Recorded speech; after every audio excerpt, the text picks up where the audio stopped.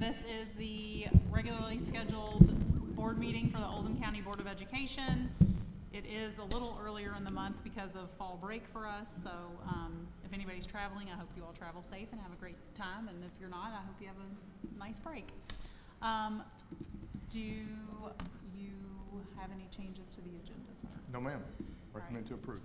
All right, can I get a motion to approve the agenda made by Mr. Dodson, seconded by Mrs. Sheffer? All those in favor? And that's 5-0. And I just want to acknowledge, four, sorry. I was getting ready to say, I just want to acknowledge Mr. Dennis is not feeling well this evening, so that's why he's not with us tonight. So, Joe, I hope you feel better if you're watching at home. All right, Pledge of Allegiance. How about the choir leads us in the Pledge of Allegiance since you all are hanging out here? Ready? 1, 2, 3. I pledge allegiance to the flag of the United States of America and to the republic for which it stands, one nation, under God, indivisible, with liberty and justice for all. Excellent job. Thank you all. Okay, sir. Yes, ma'am. I'd like to next invite Dr. Smith to come forward and share with the board several topics for our instructional session.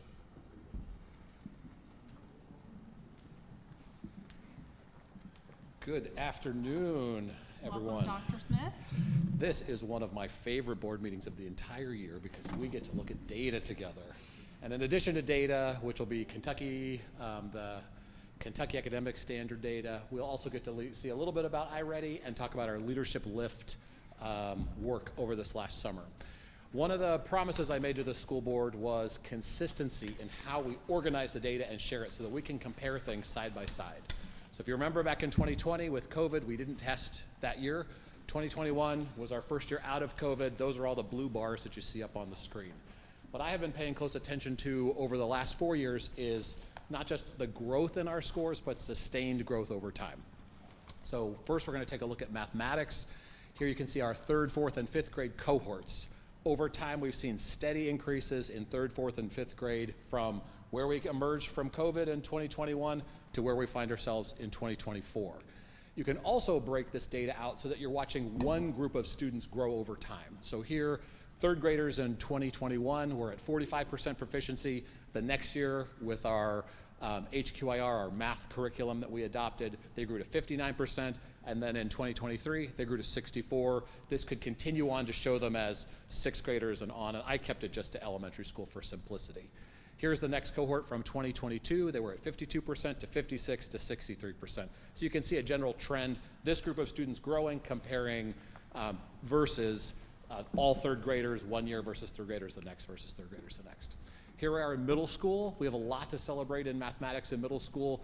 2021, we were at 40% proficiency in 6th grade. In 2024, we're at 60%, a 20-point jump.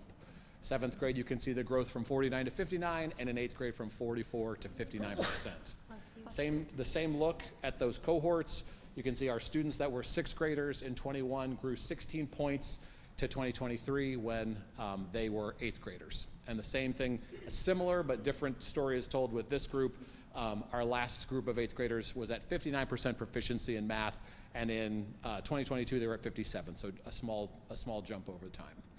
The other thing that we focus on, not just our proficiency, but also are we closing our gaps with novice students. So all the students that fall in the novice range, we track that group on our district improvement plan, and we try to shrink the number of students that are novices over time. So here you can see in 21 we were at 17%. That has ticked up to 18 and then down to 16% this last year.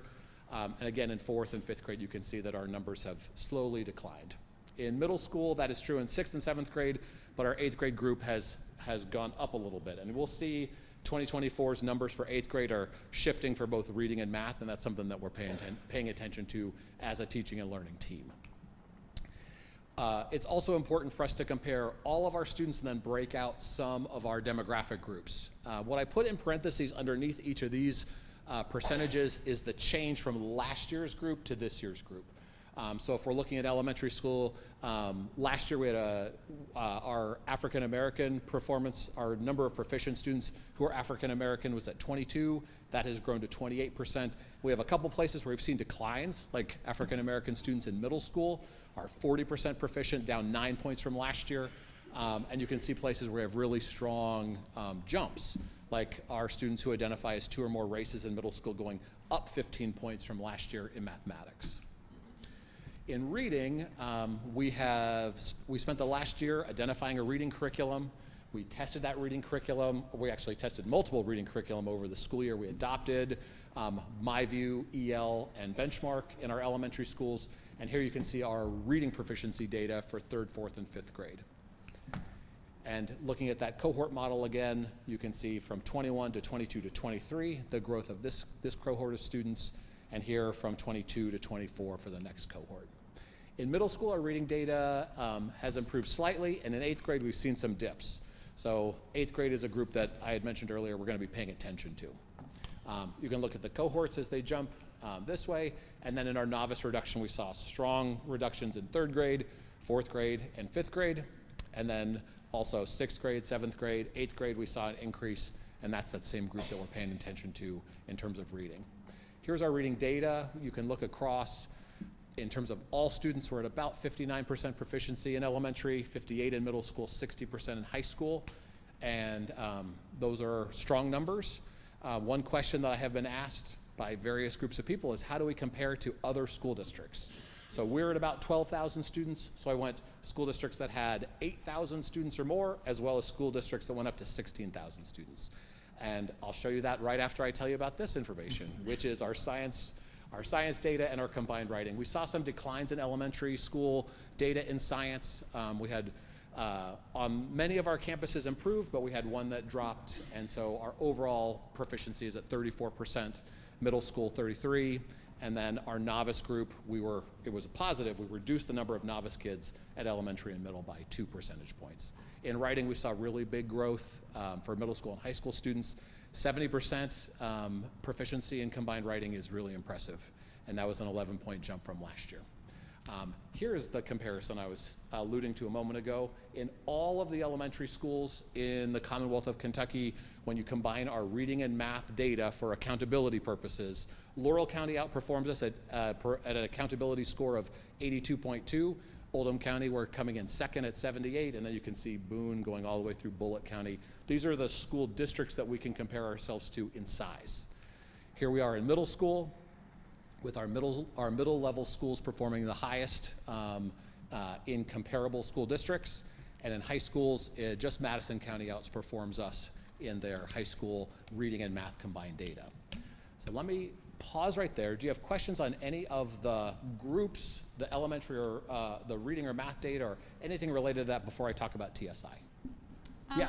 I do, Dylan. Please. On the high school one, Going back to... or go 3 ahead. Oh, 3 ahead. Right here, yep. So, I mean, Madison County looks like they're just whipping everybody. Do you know what they're doing that's... I have not visited Madison County yet, but it's on my plan for this year is to go and visit their high schools and to also take a group of high school leaders with me so we can actually go see it for ourselves. We visited Scott County, which is in the middle range here when we were learning more about our CTE programming, and they gave us some really great ideas on how we could build pathways. We visited their welding labs before our welding labs launched at South High, and we had a really great experience and learned a lot from them, but Madison County's on the list, and I would even extend that also to Laurel County for elementary school. Whatever people that are in our size range are doing, we want to learn from them and invite others to come and learn from us. That's certainly our approach. Great, thank you. Board members? All right. So TSI, we have one school that's currently in TSI status, and that is for supporting students with disabilities. That's Oldham County Middle School.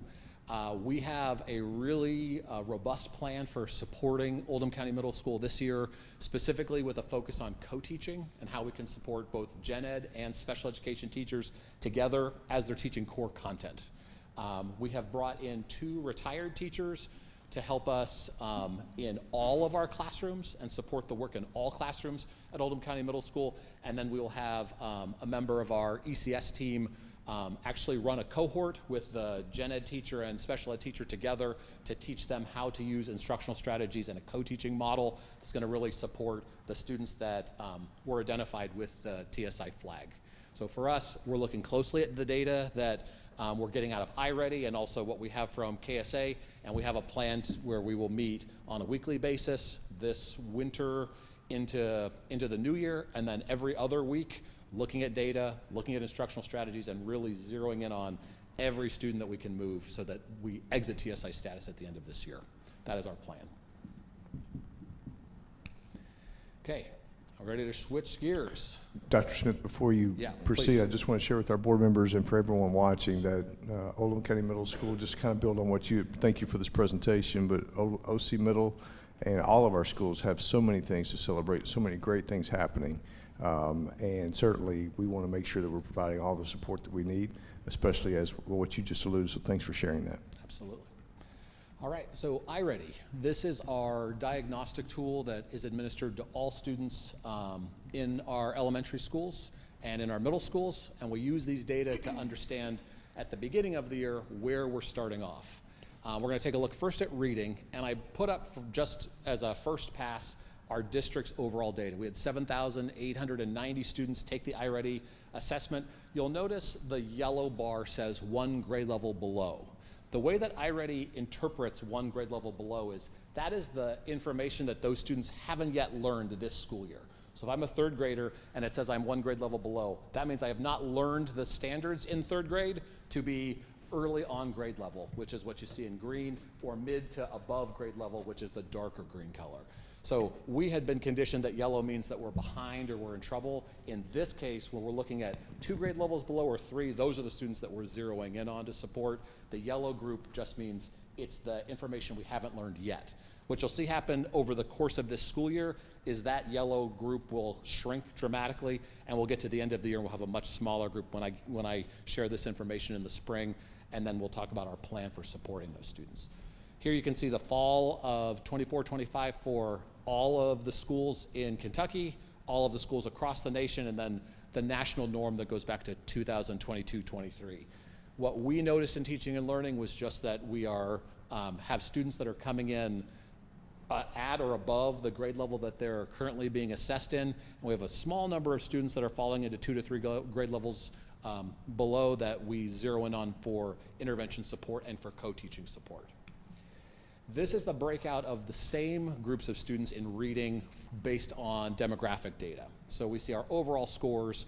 For us, we know that African American students are a group that we are specifically looking at and looking for ways to support. And we can see here white students versus 2 or more races. We have a very small number of Asian, Black, and 2 or more race students compared to the white students in our county. So we pay attention to those groups and the fluctuation in their performance based on just how many there are that we track in the county. This slide, it does not say, but this is showing you special education data. So this is the same group that we're also following in our co-teaching support. And so you can see the performance of the entire county versus students that are identified and supported with an IEP. The not reported group would be all the kids that don't have an IEP in our county. And then here are math data. You can see a similar breakdown.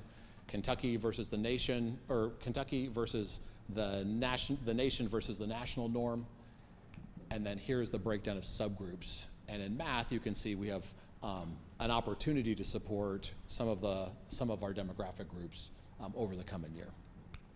And then here is the same thing with math for students supported in special education.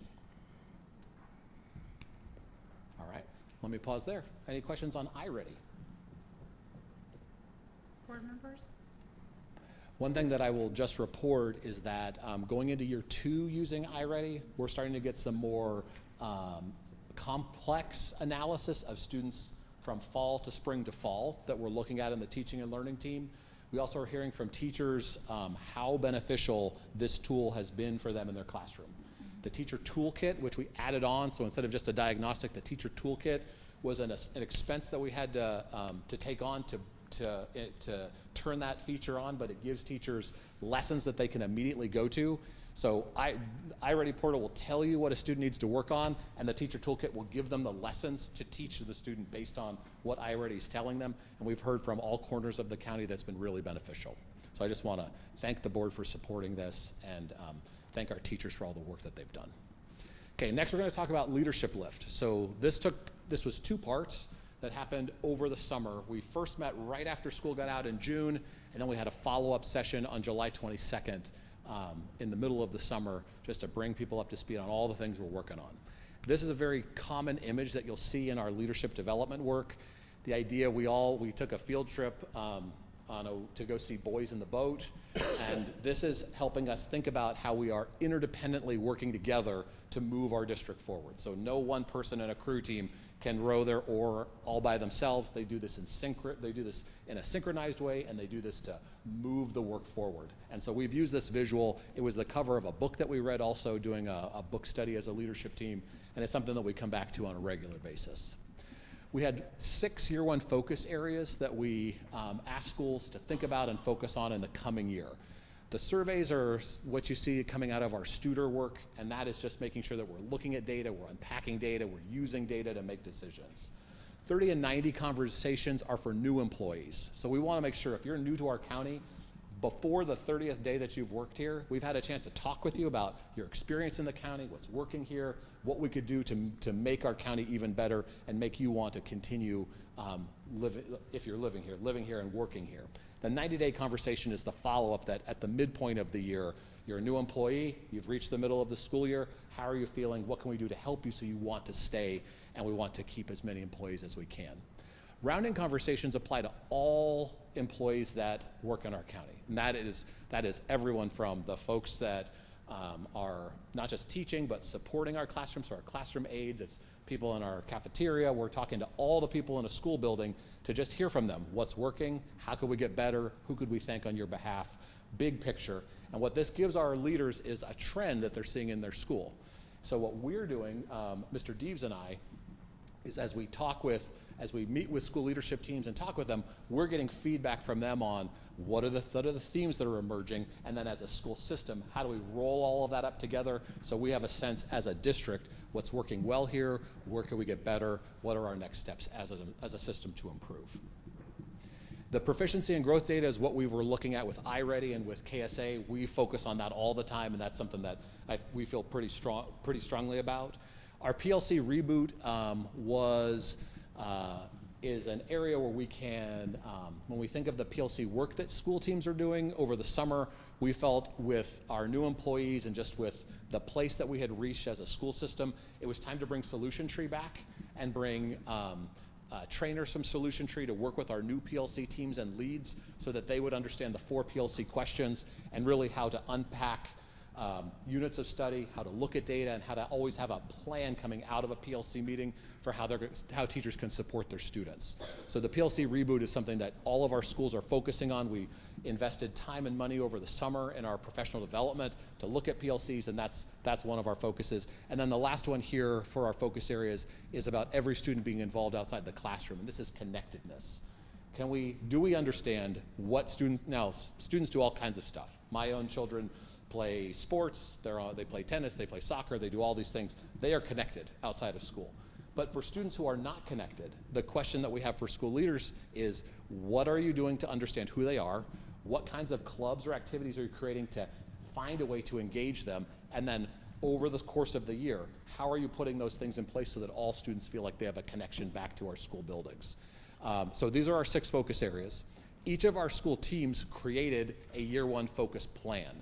This is a plan that, this would be normally a sheet that's hyperlinked. It would take you to the school's plan or the department's plan, and then they could walk you through each of those focus areas, what they're going to measure, and what their next steps are. I'm going to pause right there. Questions on Leadership Lift before we talk about artificial intelligence? Can you send us the one that has the links? Sure. So that we Yeah, can this see is, those? I think, is this a PDF or is this the Google Slides? I think we're in the Google Slides. I'll make sure that you get the one with the links to each school plan. That would be awesome. So, Dr. Smith, before you move forward, board members, these items that Dr. Smith's going over, that's our first implementing the strategic plan that the board approved, and so that's where those items come from. Yep. All right, artificial intelligence. Over the summer, we took a small group of district leaders to the ISTE conference. ISTE is a technology conference because I received a charge from Ms. Six and Dr. Radford that basically asked this question. They said, we have seniors in our schools right now that are going to college. They are living in a world full of AI. How are we preparing those students so that when they leave Oldham County schools and receive a world-class education, they are ready to navigate this new world with all of these tools and all of these things that are changing and growing so quickly? We've talked to graduates of our county that are in college right now that say, everywhere I look, people are using AI tools in lots of creative ways, and I'm learning really quickly how to do that efficiently. It would be great if we could have more time to learn that and be ready for the changing world. Now, I bring up this graph because I saw this at the conference that I went to. Here you see a series of AP courses, the SAT course for math, the LSAT, the bar exam. What you see up here is not the proficiency level of ChatGPT 3.5. It is the percentage of, when ChatGPT 3.5 took these exams, it outperformed this percentage of test takers. So if I'm looking at AP Psychology, ChatGPT 3.5, when it answered with the AP Psych prompt, it outperformed 80% of test takers who also took the AP Psych test. ChatGPT 4.0 came out, and here is the proficiency levels or the performance levels of ChatGPT 4.0. So looking at this, it outperformed 90% of aspiring lawyers who took the bar exam. It outperformed 80% of students who took the AP Bio exam. And so looking at these kind of data and thinking about the needs of our students, we have pulled together a work group to try and help us make sense of what are our next steps. Now, here are some of the fundamental ideas that came out of the conference that we attended. And this idea is, in a world where AI is everywhere, baseline knowledge matters more, because then you can decide what's real and what's not real. In the world that our students are growing up in, becoming an expert matters even more, because using your expertise lets you take AI tools and use them to help you do more work at higher levels. So if you're someone who's trying to find new drugs to cure diseases, understanding how diseases work and then using AI tools to speed up your research process will let your expertise flourish. Training matters more so that people can tell what's real and what's not real, and education matters more than ever because we want educated students that know when things are biased or when we're making ethical or unethical choices. They also use this image, which I've shown with our leadership teams and others, which is a really interesting way to think about AI. They call this keeping the human in the loop. They call it a model for ethical partnership. The idea is that as students become savvier and savvier users of AI, we want them to have expert inputs into these tools, let AI help them be creatively, look at problems, look at new angles on problems, generate images, do those sorts of things, and then they need to be the experts that review what comes out of it and how that is applied, if it should be applied at all, to the task or the activity that's in front of them. So we have a work group that's come together, and we've kind of looked at the work we need to do with 3 important groups, you being one of those groups. First, before we do anything related to AI with our students, we need to be really clear with parents. Here's how we're going to explore these topics. Here's how we're going to make sure that everything that happens at school is safe and it is within all of our the guidelines that we receive from KDE and others. And we're going to start that with just kind of an opening conversation. For our teachers, we want teachers to have some tools in their hand and have it not be one more thing. So we call these 1-minute tasks, things that we might send to a teacher, say by email. Click on this link, paste this prompt, just see what it does. Because a lot of times it's the fact that they have never seen it, they didn't even realize it was an option or a tool that was available. And for the school board, what we learned at our conference is that rather than creating brand new board policies, they recommend updating the policies that already exist. So we have an acceptable use policy for employees and students. Adding some AI language is the first step so that we're being really clear that if we use an AI tool, not only are you expected to use it just like you would with the internet or a Chromebook, We also want you to be careful to use it as directed by your teacher and make sure you're not doing things with deep fakes and, be responsible users of this technology. Some important things to know. I showed you the ChatGPT graph. OpenAI and ChatGPT is not available to anyone who's under 18. So if kids are using that outside of our school system, that's under their parent supervision. They will never use that portal in our schools unless the law changes and it becomes under 18. As a Google district, Google is creating something that's called Gemini for Teens, and that will have a threshold of 14 years old. So all of the chatbots and things where you type in whatever you want and it gives you information back, the earliest that that's going to happen is in high school. What our work group is thinking about was that in elementary school, right now we do a lot of work with digital citizenship. And the idea is we call it your digital footprint. If you write something mean on a chat board, your name and what you wrote always stays there. It never leaves the internet. Where we want to expand that is that when you're working with any of these portals, let's say not even at school, at home, anything about yourself that you tell ChatGPT, it's going to remember forever. It's being trained on you, trained on your words, and they call it the perplexity, the likelihood that words line up together. What I shared with some examples is that if I had been writing my own essays and putting them in a ChatGPT and it had my name, there will come a day when it'll say, wow, Dylan, you've become a much better writer. And that's like, Skynet and HAL and all those other portals, like, knowing too much about you. So we want to be really clear with elementary school kids. Anything you put in there, it remembers. For middle school kids, we see an opportunity for AI tools, not chatbots, but a tool, for example, that could take the teacher's rubric and their essay and let them put their essay in and get feedback according to the rubric without it being a back and forth, just as an enhanced tool. For high school students and kind of what we're talking about, getting them ready for college, especially upper level high school students, we need to have much bigger conversations about things like plagiarism and bias and how we don't just believe everything that these things tell us. It makes up all kinds of stuff. You just have to be able, like you saw before, you have to be able to know what's true and what's not true, what's real and what's not real. And it's moving really fast. ChatGPT got 100 million people to sign up in like the first 6 weeks that it was available, the fastest adoption of technology in history to date. So we also will have some guidebooks and other things. We'll make a recommendation for tools. And then our committee is also going to look at positive and negative experiences in school. So there are going to be cases where things are going really great. We want to highlight that and showcase that. There are going to be cases where students have misused a tool. We want to identify those cases and make sure that we plan for ways to support that. It's not a one-year thing. It's not a one-year training. This is something we need to do ongoing over time. All right. Any questions on any of that? It's a lot, I know. A lot. I know. Who are the students going into the field when the robots take over? That would be, I think that needs to be in the You'll have to list. ask your robot caretaker and they'll let you know. Right, exactly. All right. Board members, any other questions? Yeah, thank you. All right, very good. Thank you. Thanks for getting ahead of things, Dr. Smith. We appreciate it.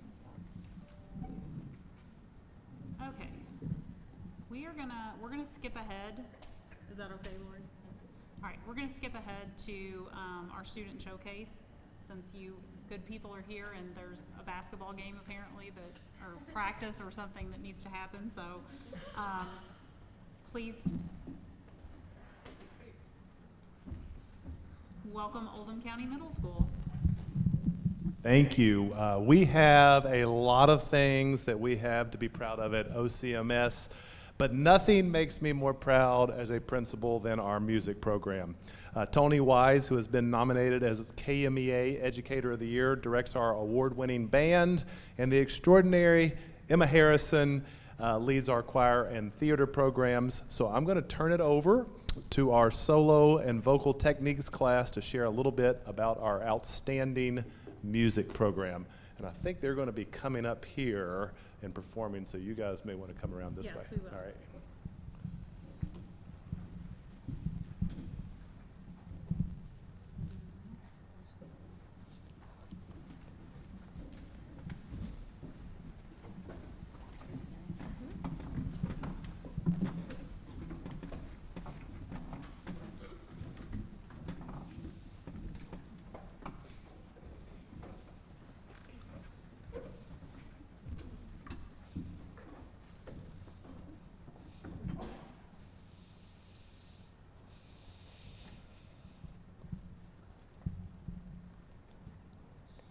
What's happening at OCMS?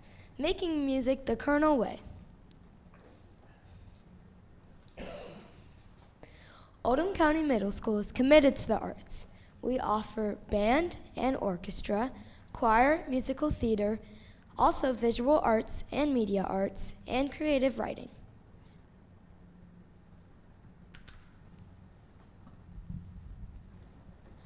Our first piece we're going to be singing is Dona Nobis Pacem. This is going to be sang by the Solo Vocal Techniques class, which is everyone in this class. It's 20 students, 7th and 8th grade. The song is a classical canon. It's in Latin, and it's 3 parts.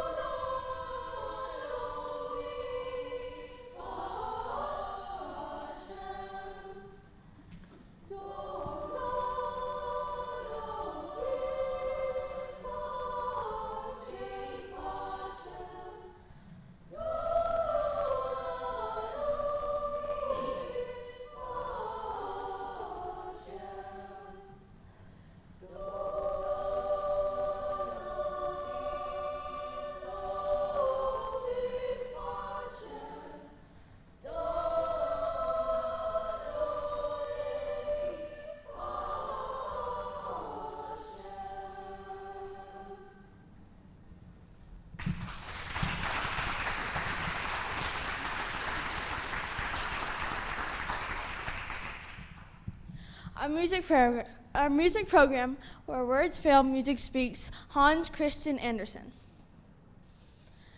Our OCMS musicians, the band, 8th grade band has 48 students. 7th grade band has 57 students. Beginning woodwinds has 43 students. Beginning brass/percussion has 40 students. Jazz band has 64 students, and the total number of students is 252 students. And then our choir, 8th grade choir has 58 students, 7th grade choir has 36 students, 6th grade choir has 36 students, and general music has 75 students. The total number of students is 205 students. Our second piece is Etnemen Vuele. It is sung from the 8th grade choir students, which is 14 out of 58. It is originated from Norway. It's a Norway song, or Norwegian song. It's the Frozen intro song, and it's sung in 3 parts, soprano, alto, and bass, and it's a Sami-Yoic language along with English. We have our choir concert tomorrow night, and it's like Disney Around the World theme, which is where some of these songs are coming from.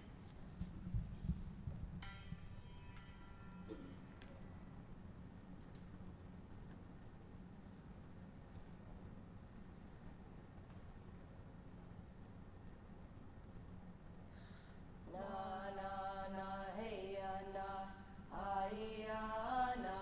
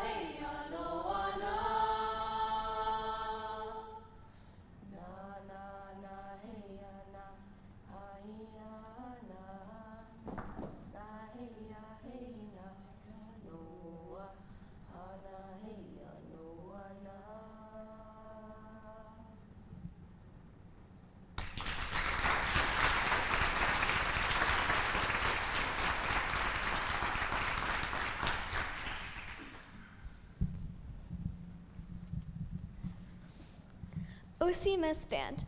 The Oldham County Middle School band program includes daily classes for 6th to 8th graders, a jazz band, and a wind ensemble for 7th and 8th graders.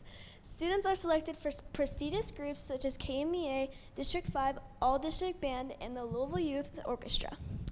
The OCMS Wind Ensemble has a legacy of excellence dating back to 1983 with performances at the Midwest International Band and Orchestra Conference.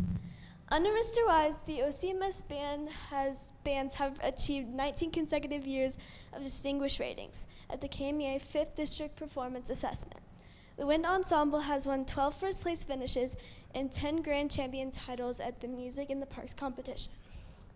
In 2011, the Wind Ensemble has performed at the National Middle School Association Conference and has been invited to the Phi Beta Mu Concert Festival in 2017 and 2024. Community engagement includes 3 annual concerts and partnerships for food drives and Thanksgiving dinner distributions in Oldham County.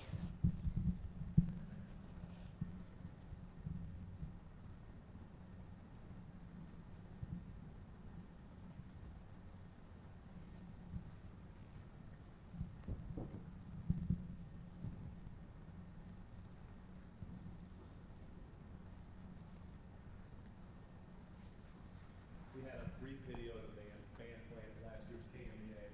If that didn't go, we can move on.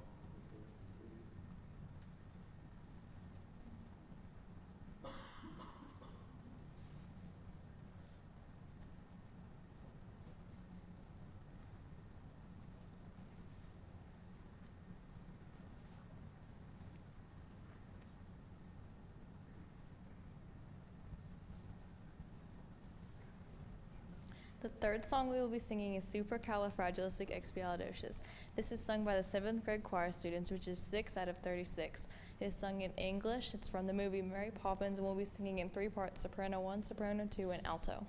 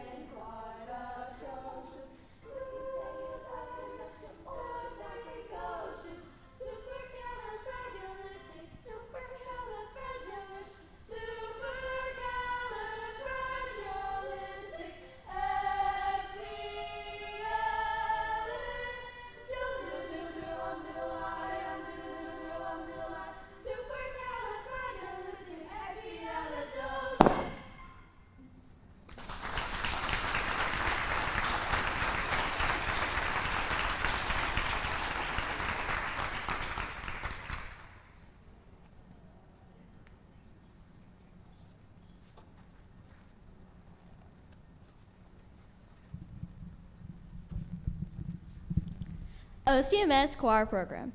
The Oldham County Middle School Choir Program includes daily classes for 6th, 7th, and 8th grades, a solo vocal techniques class, and a musical theater class for 7th and 8th graders. Multiple students every year are selected for prestigious groups such as the KYACDA or Kentucky American Choral Directors Association Honor Choir, KMEA or the Kentucky Music Educators Association, All-State Choir, the Bluegrass Choral Festival, All-County Choir, and the University of Kentucky's Male Chorus Day. This year in particular, we got 20 students into KYACDA Honor Choir. Over the past 7 years, under the direction of our wonderful teacher, Miss Harrison, the OCMS choirs have achieved 7 consecutive years of distinguished ratings at the KMEA District 5 Performance Assessment, with multiple perfect scores, including sight reading. The 8th grade choir has won 3 first-place finishes and 2 grand champion titles at the Music in the Parks competition since Miss Harrison has been the director. Every year, the OCMS choir puts on multiple performances ranging from our fall concert, holiday concert, spring concert, solo vocal recital, caroling at the state capitol, and our musical performances. Our fourth piece that we'll be singing today is called Touch the Sky. It's sung by our solo vocal technique class. There's 20 students, which range from 7th and 8th graders. It's sung in Irish, and it's from the movie Brave from Disney. It has 3 parts, soprano, alto, and baritone.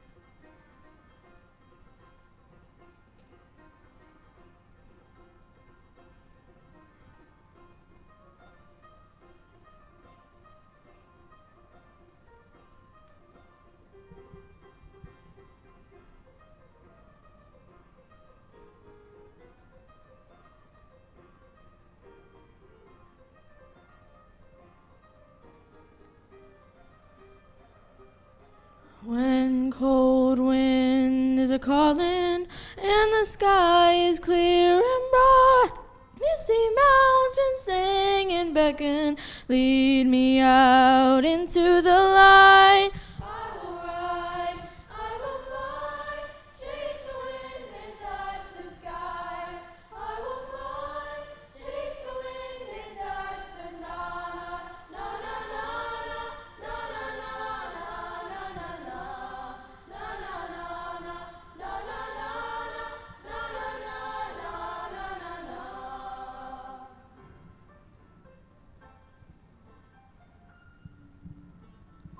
Where dark woods hide secrets and mountains are fierce and bold, deep waters hold reflections of times lost long ago. I will hear their every story, take hold of my own dreams, be as strong as the seas are stormy, and proud as an eagle's scream. I will ride, I will fly, chase the wind and touch the sky.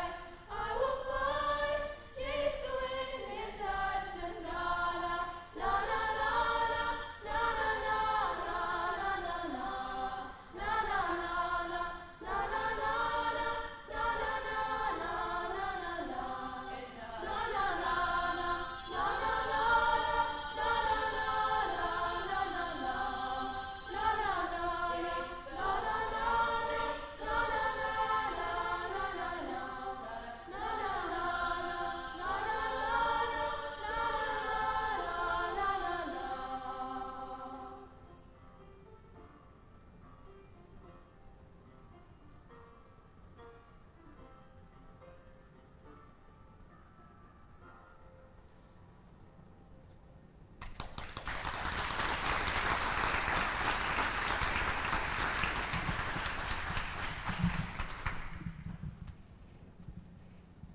Thank you guys so much for listening to our 2024 through 2025 Solo Vocal Techniques presentation.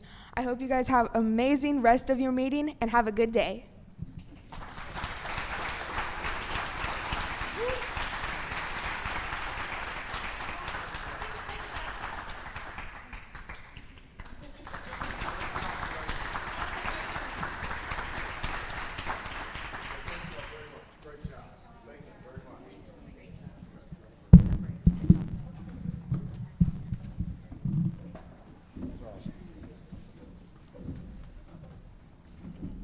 That was amazing. You all did fantastic. My musical loving heart is full tonight. I think we can see a lot of future Kappa students out of that. Graduation singers. Yeah, absolutely. Yeah. Okay, we're gonna do recognitions next.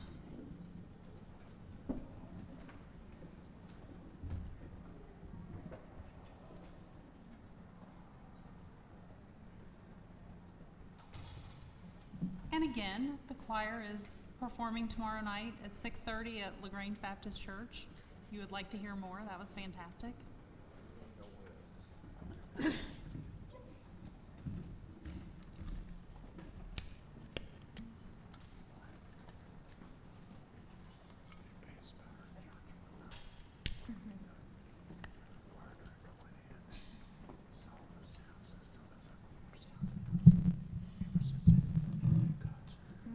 How about the students from Oldham County Middle School? Weren't they awesome?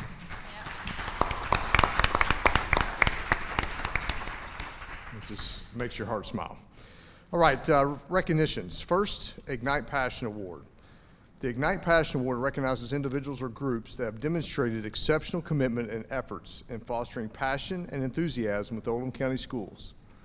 As noted last month, recipients of the Ignite Passion Award are not merely achievers, they're a catalyst for positive change, transforming the atmosphere and culture within their school or within the school district.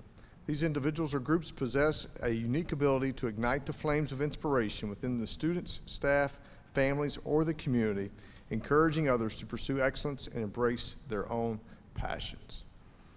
Locust Grove's Ignite Passion Award winner is Katie Thompson. Ms. Thompson serves as the Library Media Specialist and STC at Locust Grove. Even though her office is in the library, her positive impact extends far beyond. Ms. Johnson collaborates with her instructional coach to plan and implement professional learning for teachers in the area of explicit teaching. She models instructional practices for students and teachers during every library lesson. Her knowledge and expertise of evidence-based practices is extensive.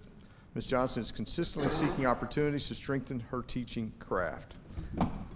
This year, Katie is a member of the Deeper Learning cohort in Oldham County. Her innovative teaching styles and drive to create a rich learning experience for students benefits the entire school community. She ignites a passion for reading with school-wide monthly reading challenges and rewards.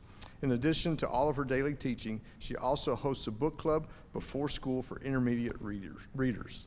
Ms. Johnson acknowledges the importance of involving families in education, and she coordinates Grandparents' Night at the Book Fair, Sunrise Readers events for families, and she is an integral contributor to the yearly STEM Fair and Leadership Day. Ms. Johnson also serves as the essential member of Locust Grove's leadership team. She works diligently with staff to create positive climate and culture. She supports individual students by establishing relationships with those that need the connection the most. So please give me a big round of applause for Ms. Johnson, please.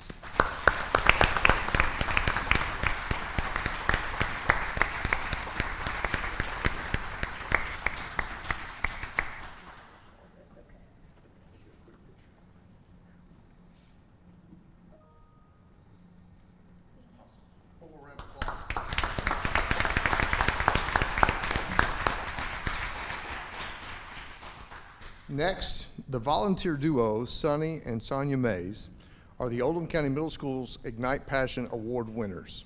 Sonny and Sonia Mays are parents and grandparents of Oldham County Middle School students. Last year, they took on leadership of the Oldham County Middle School Booster Club.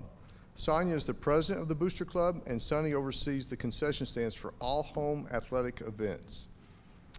The Mays have been instrumental in building support for athletic programs, recruiting parent volunteers, and raising funds for new uniforms and equipment for the teams. They are tireless workers and can be seen at Oldham County Middle School every Tuesday and Thursday night cheering on the teams, working the concession stand, and building relationships with Oldham County Middle School families. They have helped ignite passion and energy among parents in the community, and we are truly grateful for their service and their efforts. Please help me give them a big round of applause.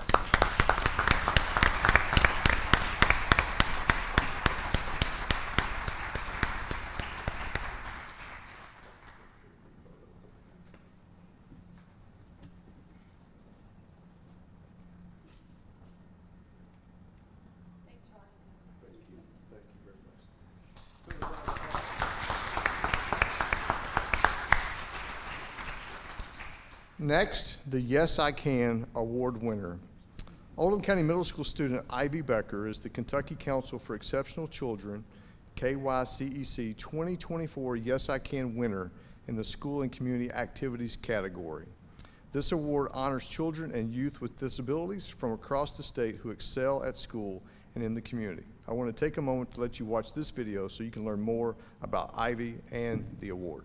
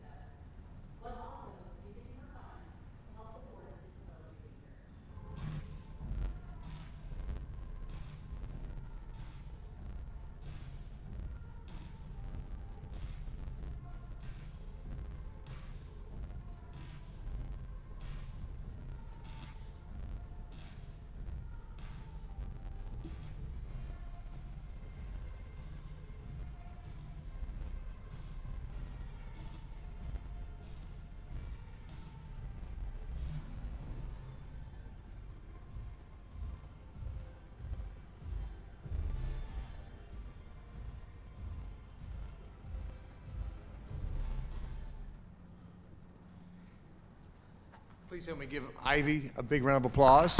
She is here this evening.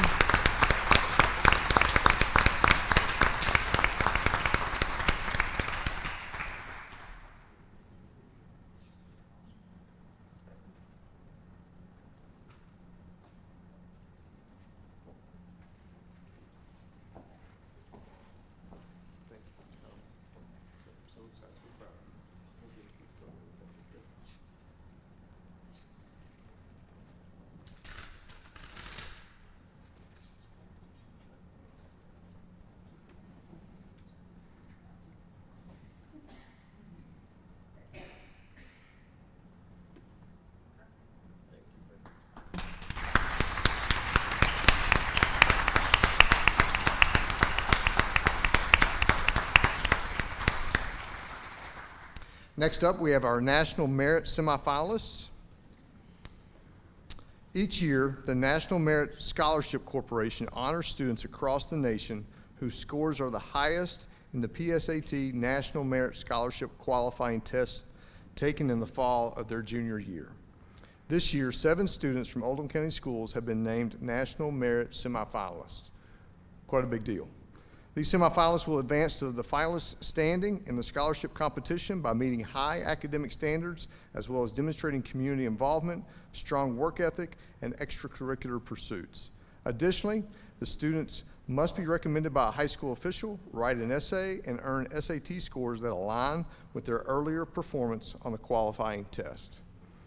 Finalists will be announced in the spring. We wish them the best as they continue the process, and congratulations on achieving semifinalist standing. So I have several students from each of the 3 high schools. When I call your name, we'll get one photo. From North Oldham High School, Nicholas Fiorini.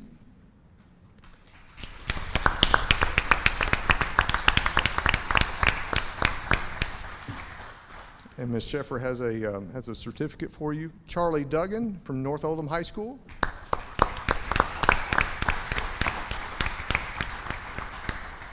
From Oldham County High School, Madeline Evans.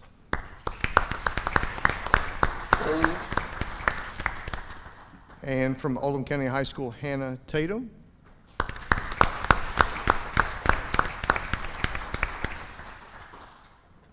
South Oldham High School, Ethan Roque.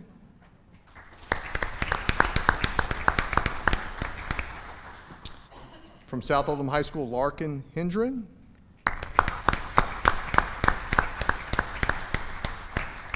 And from South Oldham High School, Niall Jacob.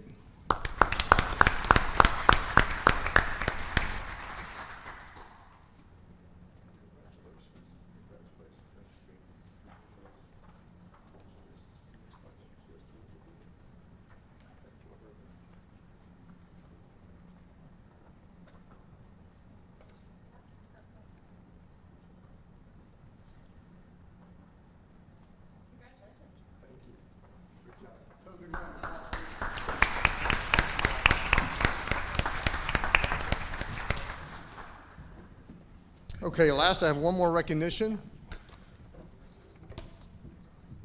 and that is for our principals across our district at all of our schools and locations. They will not want me to do this, but I want to take a moment to recognize what they do on an individual basis and to supporting our schools and our school communities. Each October, National Principals Month recognizes the essential role that principals play in making a school excellent. Principals set the academic tone for their schools. It is their vision, dedication, and determination that provide the mobilizing force for achieving student success. Our principals are the bedrock of our educational community. They're not only administrators, but also mentors, advocates, and champions of our educational mission. They work tirelessly to create a positive school culture and bring our community together. During National Principals Month, we ask our entire community to join us in showing appreciation for the dedication and hard work of our principals. We're grateful for their unwavering commitment to our students' well-being and academic achievement. So if our principals would, if everyone would come up, we'll get a quick photo. Please come up, make your way up to the front, and please help me give them a big round of applause, please.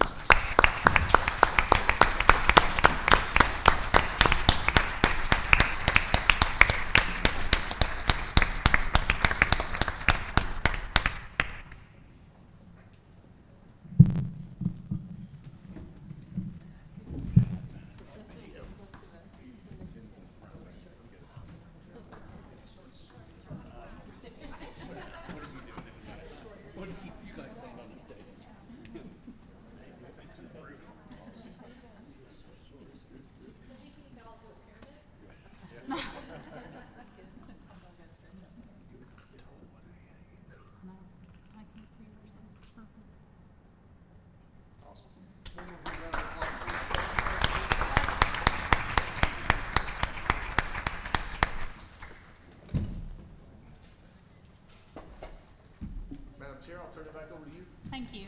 I would like to say, especially to our principals, thank you all so much for the hard work that you do every single day to put in for our kids. It is not just a school hour job. It is people texting you at all hours of the day and night saying, hey, did you know, or did you hear, or did you see this, or did you hear about? Sometimes from board members, I don't know who that would be, but perhaps me. And I just want you all to know that you all are very valued, very appreciated. You all are the backbones and the heartbeat of our schools, and you are very much appreciated by everyone in our district. So thank you all again, and if we can give another round of applause to them.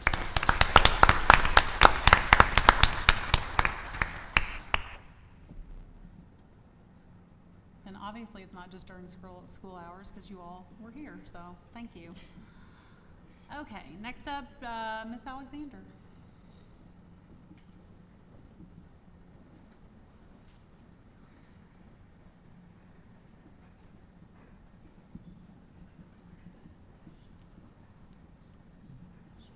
Hi.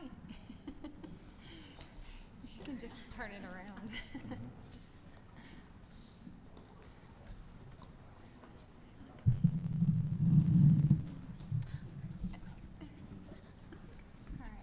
This is the treasury report for the month of September. And Hey, Carrie, will you turn that around towards you? Sorry. that's okay. Is that good? Yeah, Okay. thank you. All right. We are still in the first quarter of the fiscal year. This is the time of the year that we have the lowest cash flow in July, August, September. During the month of September, you will see the lowest balances that you aren't used to seeing while we complete the first quarter of the year. The first full month of school is noticeably, it's begun, so our expenditures are considerably higher than our receipts. You'll start to see that transition and change in October, and of course it'll heavily change in November through February when we get our tax receipts coming in. With that being said, we'll go to report number 1. On that, we'll have our governmental funds, and you can see with our receipts, we have our state SEEK funds, the utility tax, and our monthly motor vehicle receipts that are at $7.3 million compared to our disbursements of $15.1 million. So our cash is down on this report 1 as expected, with the governmental funds total at $37.2 million. Below that, in the cash account breakdowns, we have our bonded construction funds and then our investment funds account totals. If you look at report number 2, that just actually follows the breakdown from report 1, and it has the breakdown of all the cash accounts. If you move on to report number 3, it's the historical analysis.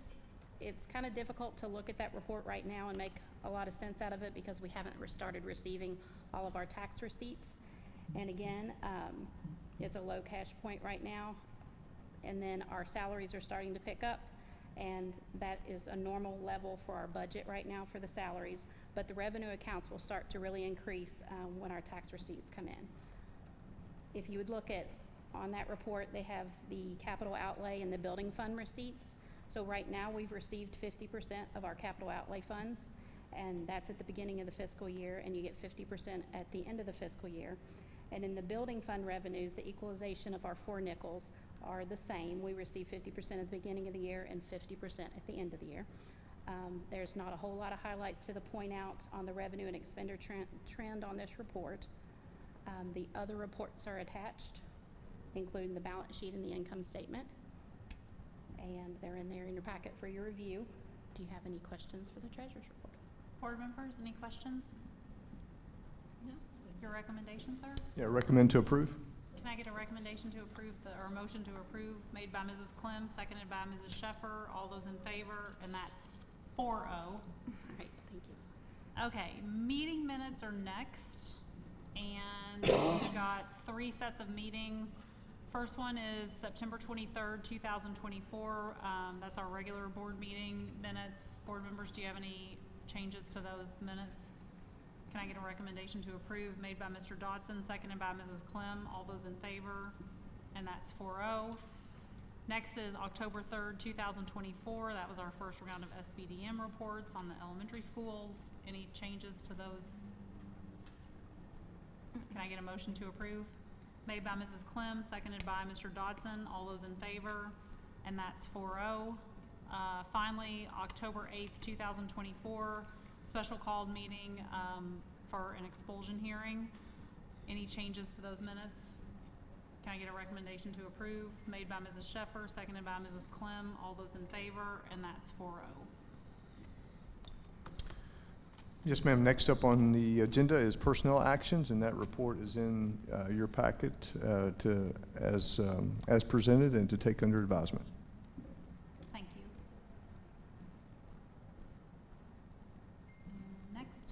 Yes, ma'am. Consent items as presented in your packet, and I would recommend that the board approve as presented. Board members, any questions? I have a question. B1, the south. Can you say? B1, Brent, sorry. It's the south renovation. It's just a lot of, is that the proposal we're putting out? The $92 million, is that what we're shooting for how much that's gonna cost? What we're requesting approval for tonight is the BG2, the BG3, and the design development documents of that. So those numbers on that BG3 have been updated for the last presentation to you guys. So, What's included so in yeah, that so 90? it just seems like, is it 90 million is the proposed, what it's gonna cost total for that? Yeah, that's our design development budgetary pricing. It's not a, it's a, I would say, Brent, can you come up to the podium, please? Thank you. Sorry, Brent.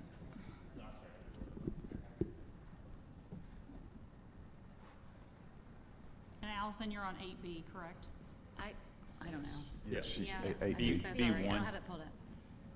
correct, B1. Yep. B1, yeah. So this would be the recommended approval for the BG2, the BG3, and the design development documents for South Oldham High School.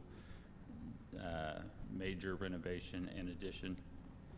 And if you see in the document package there, BG2, the KDE document, and then BG3, which has been updated to include the scope of the entire project as presented at the schematic design phase. So this has been updated since the last presentation to you all.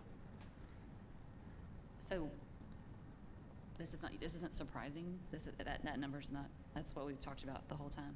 I'm sorry? It's just, I'm just saying, I don't understand it as well as you do, so if it's like That's okay. $92 million, seems, what are we talking about? Yeah, so this Like, would break be it the entirety of the construction project, which would include the classroom addition, the site work, the interior renovation of the entire school, the arts, the fine arts addition, the demolition and construction of that.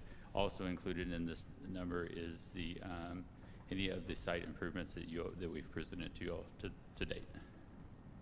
For Does the it one school? Seems high though, is it not? If we're talking about like building LaGrange and Art Center, that seems like a lot. It's a lot of money. It is. Yes, Um, I agree. Well, high schools are more expensive, and this building hasn't been touched In 30 overall years, in 32 years. Yeah. So the total construction amount you see there, that's broken down. Now, again, these are big round numbers at this point. These are square foot numbers based on the amount of interior renovation we're doing multiplied over the size of the entire building. These aren't sharpened pencil numbers where they actually have value assigned to it as when it comes back from bid, when we have a schedule of values broken down by each trade. So there are a lot of estimating going on in this number to get to as we finalize the design process. Mr. Bohannon, could you share for the board by approving these items for South specifically, that's Ms. Sheffer's question, what that, the action that comes from that, and the next steps after that? So this stage of the design approval process allows us to continue into the design into the construction document phase. So this is what KDE requires as our second approval. We've gotten approval from you all from the schematic design phase, the initial BG1 phase, and then the BG2, the BG3, and design development would allow us to keep moving into finalizing the design of the project in its entirety. A lot of those numbers might push and pull during that process, and when we come back to you with our next round of approvals, they'll have, like I said, those will be a little more sharpened pencil numbers on that, but we'll also have the scope finalized at that point in time. Okay, cool. And Brent, we're doing this in chunks, right? Or are you all waiting to see? There is a possibility that some of this will be chunked out of it. I would say that the majority of the project we're going to try to keep as one bid, as one package, so that we can kind of maintain some integrity through the design and the construction process with school coexisting through the construction process as well. There's going to be a lot of this happen over a course of many years. For instance, the classroom addition would have to happen first so that we can relocate kids from the existing building into the classroom addition so that we can tear down parts of the building to build back new, specifically with the band, the chorus, the fine arts addition, including the CTE programs, new kitchen, cafeteria. All of that space is kind of, we're going to move kids out of that space so that we can work in that space and then move back into that space and work on a different space. So there's a lot of different phases within the project. But the goal right now is to have this under one contract so that we can have the flexibility of being able to do that while school is going on without having to displace the entirety of the school while we do this work. It's going to be a huge undertaking, and it is a very large price tag for that work. But to give you a kind of a gauge of what we're looking at here, this price is the all-in price. I think we were at $80 million of construction cost. That would be what I would consider hard costs. And then the soft costs, bringing that up to $91 million on that. To give you a sense of scale on that, I think Friday night South Odom had a away game at Scott County High School, which is a brand new facility, including all their facilities. I think that they were at $130 million for the construction of that. So just to give you kind of a range of what a new construction versus a major renovation. But with this major renovation, every part of the school is going to be touched, from the electrical to the lights to the HVAC system, the geothermal systems, more efficient and systems put in place to today's standards. So it'd be like with the exception of the administrative suite that we just built a couple years ago. So it would be like completely new, almost complete renovation. Yes. How many years are we talking, Brett, like from start to finish? From when they start to turn dirt on something to when? I would say that realistically, you're in a 24 to 28 month timeline to start. And I would say that after that, depending on how we break up the phasing and how we're able to kind of mold that around the school year, it may be 30 months or something like that. It may push and pull 2 or 3 months here and there, just depending on hitting deadlines that we need to hit so that kids can move into that portion of the building in August, for example, or get out of it in May so that we can start doing that kind of work. So it will have to push and pull with the school year. But I would say realistically, it would, just off the top of my head, 24 months would not be unrealistic at all to be able to do that. But I wouldn't bet on any less than that. But there's some things that we were going to be talking about, I guess, in the upcoming month that might help us with that timeline, and also to help us with the ability to more comfortably coexist while that's going on, because it's not something that hasn't been done. I'm sure that you all have been to plenty of athletic events in other parts of the state where they're undergoing major renovations for their high schools that are probably in the same vintage. It's pretty regular occurrence, but it's very difficult and it's hard to live with for a short period of time. But the end result is what you get out of the construction is worth the short-term displacement and discomfort, so that you have 30 more years of brand new school, basically. Can you just remind us how many students was the school originally built for? Originally constructed, I think it was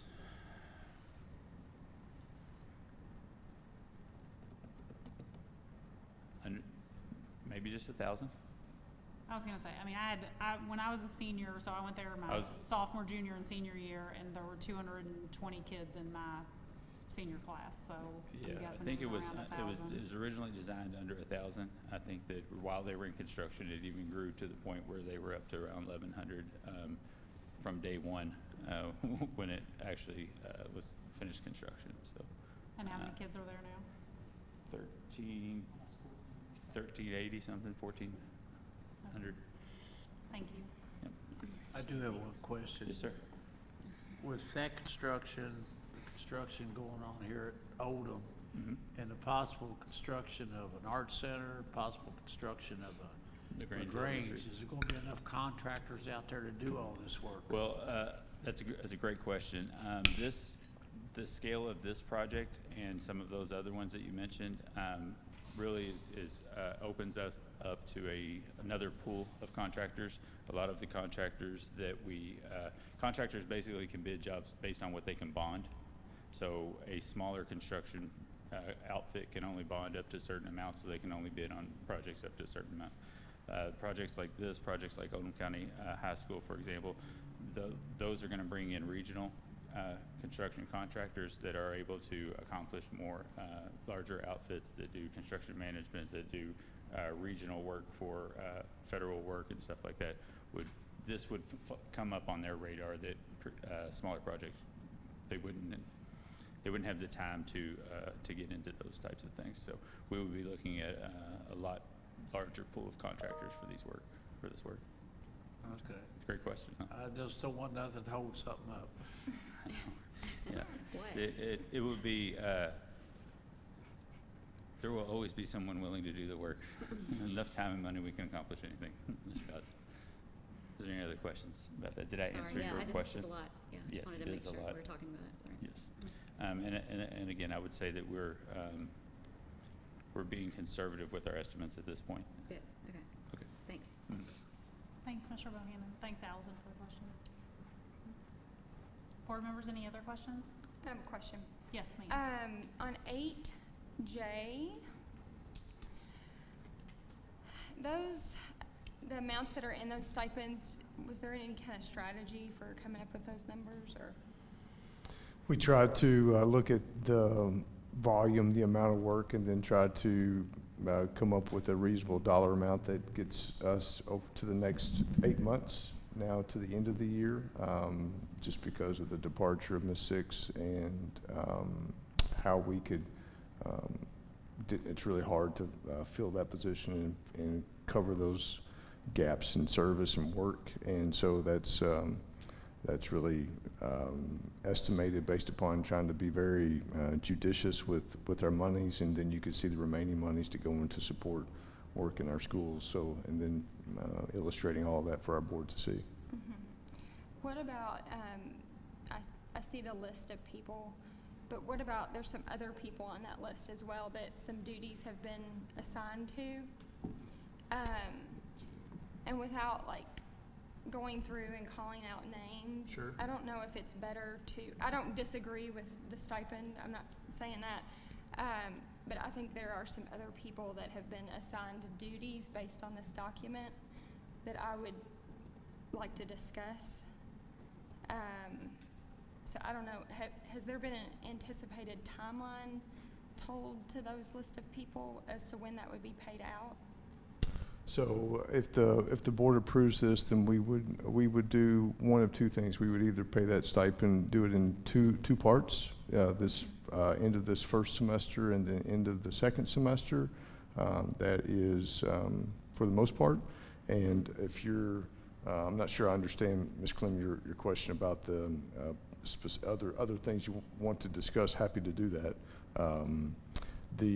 Quite honestly, the work that we've outlined has to happen, and we have to move forward with that. So just trying to find the right balance to do that, because the issue is trying to hire someone to do that now, and it's very hard to do that with it being October. Yeah, no, I get that. I just don't want to, we're giving this group of people stipends and then we're not giving some of these other people stipends. I see. I want to talk through why we're not doing that. Sure. And maybe we need to add someone in or not. Sure. I don't know. So Well, instead of going through name by name, I didn't know if it would be detrimental to pull that portion of it and maybe have an offline discussion and then put it back in on the next work session or. Okay. We can, I think, take that in parts. What's presented to the board to approve is outlined based upon what we feel like our folks, our leadership team can handle based upon needs of our schools and our district. And so we've had those conversations, and really that's just for temporarily just to get to the ball across the goal line for the end of the school year, which would be June 30th. If there needs to be more discussion with the board, we certainly can do that. I would just like I mentioned, and like we've talked about, we need to continue to move forward with getting those things done. I've talked to everyone I think that would be connected or involved and tried not to be very intentional and be very transparent with our leaders about what we're presenting. So our principals, everyone has seen what we're presenting here, just to be in the know, because there's just not a great way to make that transition. I don't know if that helps, but if the board does not want to approve tonight, then I would suggest that, as we have in the past, that I would recommend the board approve the consent items as presented.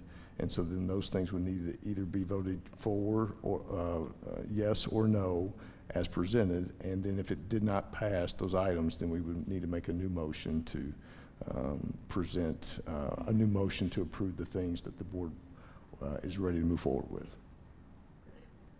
I'd prefer to talk about this a little bit more too, and table it for just to. Do you all see the people that are on here that have been divided, like duties have been divided up? Like, am I seeing that correctly? There are names on this list that are not getting stipends, and then also I just would have liked to see this a little earlier. I feel a little rushed in the decision, I guess.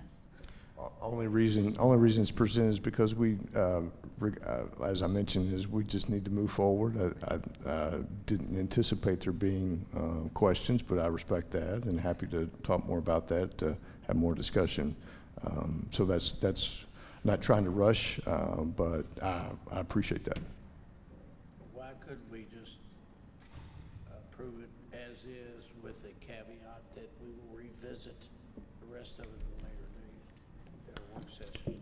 And a way we can go and get this in place.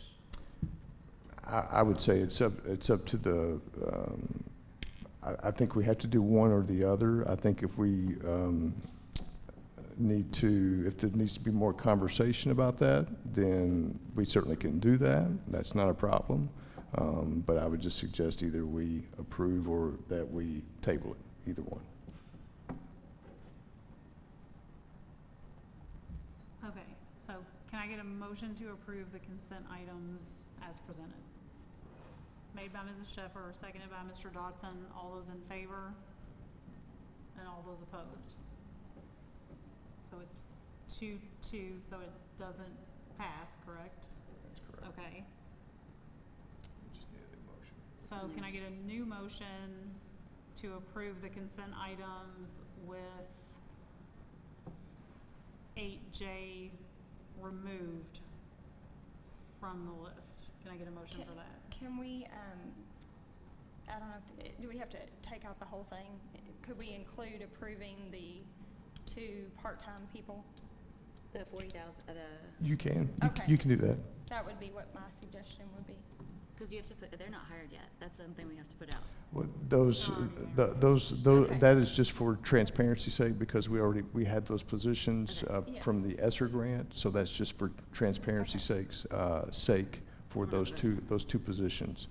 So we can approve the part-time positions. Yes. Okay, so can I get a motion to approve the consent items with 8J revised to only include approval of the 2 positions at Oldham County Middle School? Yes. Or do we need to remove it? What I would say is the board, the only action the board regarding this enclosure that the board needs to approve would be the stipends. Those part-time positions do not need to be approved because we already have those approved at the district level. It was just to illustrate what we're using those monies for in case someone were to ask, because we had those positions from ESSER monies, and so those funds went away. So as a result of the current situation, so the only thing the board would need to approve would be the stipends, and we can table that. Okay, so can I get a motion to approve the consent items with 8J removed? Made by Mrs. Sheffer, seconded by Mrs. Clem. All those in favor? And that's 4-0. Okay, superintendent reports. Yes, I'd like to invite Dr. Smith to come back to the podium, Dr. Smith, and just share a brief update. We are going through accreditation as a district, and just provide that update to the board. Hello again. Welcome back. So individual schools and school districts across the country go through a reaccreditation process approximately every 6 years. I have been on accreditation teams when I lived out west with the Western Association of Schools and Colleges, and I've also been on an accreditation team with Cognia. We looked at the Fort Thomas School District a few years back. It is our turn to do a self-study and understand where are our strengths, what are our opportunities, how can we get better as a school district, and rather than have each of our schools go through this process on their own, we bundle it all together and we're doing one district reaccreditation. Cognia has changed the structure of this process. They used to parachute a team of people in. They'd meet with you, they'd meet with schools, they'd walk some classrooms, they'd write a report, and then present it back to the school or the district. But after COVID, what they realized is that this isn't a one-off process, this is an ongoing process. So we now have a reaccreditation person assigned to our school district. Her name's Donna. She and I talk every 2 or 3 weeks. And on the timeline that you see there, we are doing a self-study right now of the 30 Cognia standards that actually break into these 4 big groups that you see up on the screen. Dylan, can you do a favor? Yeah, please. What is Cognia? Cognia. Is it an acronym? No, Cognia is a corporation Okay. that bundled a few regional reaccreditation groups. So the Southern Association of Schools and Colleges, the SREB, that is now under the umbrella of Cognia, and there was another one in the Northeast that came together. So Cognia is just a big, it is a corporation that is in charge of accreditation of both public institutions, colleges and universities, and also international school systems. So private international schools, they go in to just make sure that that schools are meeting a basic standard of excellence, and that there's some consistency in how we evaluate systems from place to place. And we need to be accredited because It is a great thing to do.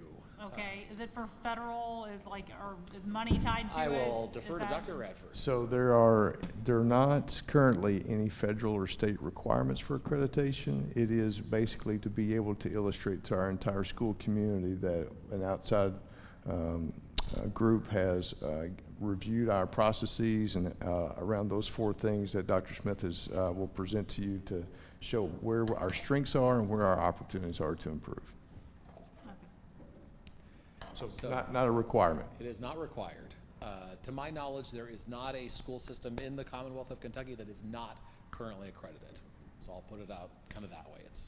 It's something that all districts and schools do, including in other parts of the country that I've also been involved with. Charter school systems also go through a similar process. The goal here is continual improvement over time. The timeline that you see up there, over the summer at one of our leadership lift days, we had all of our school leadership teams here. They completed a self-reflection and shared examples of evidence and where they felt we were as a system. And then at our monthly admin staff meetings, we have both directors and principals that fall into these 4 large categories. They're looking at a cluster of approximately 7 or 8 standards. They're looking at data, they're cleaning their data, they're doing a self-reflection, and I'm helping each of those groups write their essays. We submit all of this material to Cognia, they take a look at it, and then they give us feedback on what they see.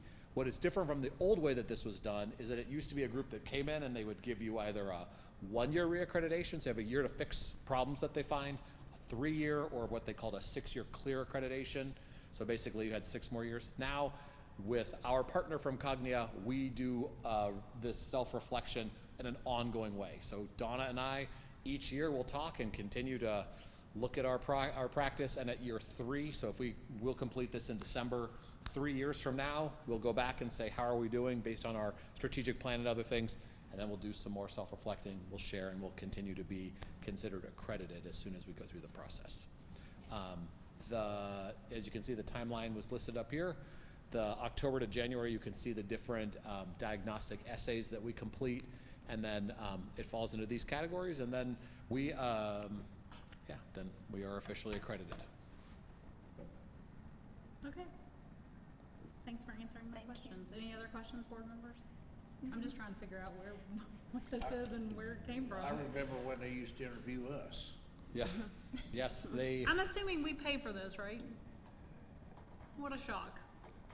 There is a cost associated with ongoing improvement. That's correct. Wow. Publicist. I'm gonna come up with some gold seal that everybody wants, but you have to pay me The for. Suzanne Hunley seal for Amazing. just a few $1,000s, every school You can get can, one. yes, you can send me your essays and I will give you a gold star with your check. ChatGPT will read them for you. Yeah, And then you'll be accredited. We are gonna finish, just the last thing on this, we will finish this process at the beginning of December. Then they will have a couple of weeks to then give us feedback, and then once we have that, we'll share that feedback with our school teams and everybody else. And if you guys are ever interested in seeing what we wrote or learning more about it, we're here for you. And that's the value of the accreditation, is being able to get feedback from an external source to see where our strengths are, like I mentioned, and where we can improve. Thank you. All right, thank you. Okay, we are to public expression. Michael Williams is showing me that nobody has signed up for public expression, so we had a sign-up sheet. We made it clear that people could sign up and speak, and we do not have anyone signed up for public expression.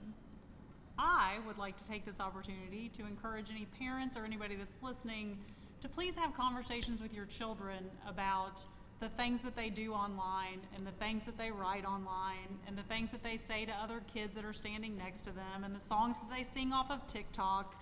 And just in general, have a conversation with your kids about the fact that there are severe and harsh consequences to what they may think is a harmless joke, prank, text, whatever you want to call it. I would just encourage you to please have a conversation with your children that it causes large disruptions in our school system. It causes people to spend a lot of time chasing after things, and I know as the community as a whole wants to know what happens, and as you heard tonight, we approved minutes for an expulsion hearing, and there are large consequences to your actions. So that is my public expression for this evening.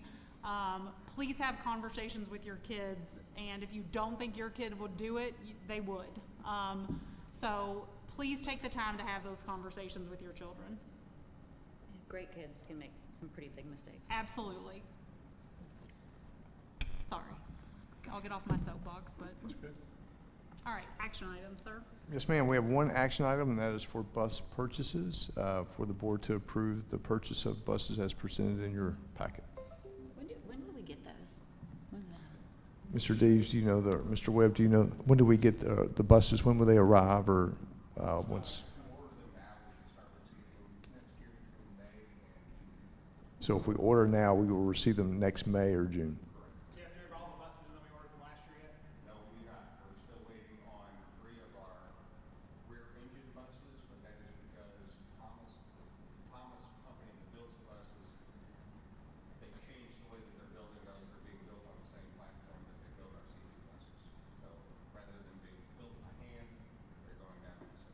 So buses that we had purchased last year, we still have not received. There's still 3 that we've not received from that order. I didn't know we had different capacity for the big buses. So what they're on right now, what are those? Like our old buses? So our bigger buses are 78 and our regular. Thank you, Mr. Webb. I need to come to the podium.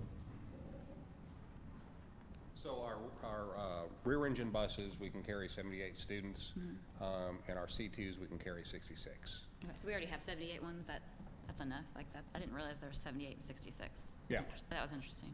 Yeah, and with the reduction in the number of routes and drivers we've had, we've really been gearing more of our purchases towards those larger buses, so we can carry more of our students. That's just interesting. I didn't know. I'd like to see it when it's out. It's gonna be cool. Come on down. I'm excited. A new bus. It's very cool. Anything else? Any other No, questions? Okay. All right, your recommendation, sir? Yes, recommend to approve. Can I get a motion to approve made by Mr. Dodson, seconded by Mrs. Sheffer, and all those in favor, and that's 4-0. Next, sir. Yes, ma'am. Informational items as presented in your packet for the board to review. Thank you. And Mr. Dodson, would you like to read executive session? At this time, I need a motion to go in executive session pursuant to KRS 61-810-1C to discuss litigation preparation or defense, the public disclosure which would jeopardize the board's position. KRS 61-810, 1B, deliberations on future acquisition or sale of real property by a public agency, but only when the publicity would be likely to affect the value of the specific piece of property to be acquired for public use or sold by a public agency. And KRS 61-810F, discussions of a student personnel matter. Can I get a motion to go into executive session? Made by Mrs. Clem, seconded by Mrs. Sheffer. All those in favor? And that's 4-0. Thank you.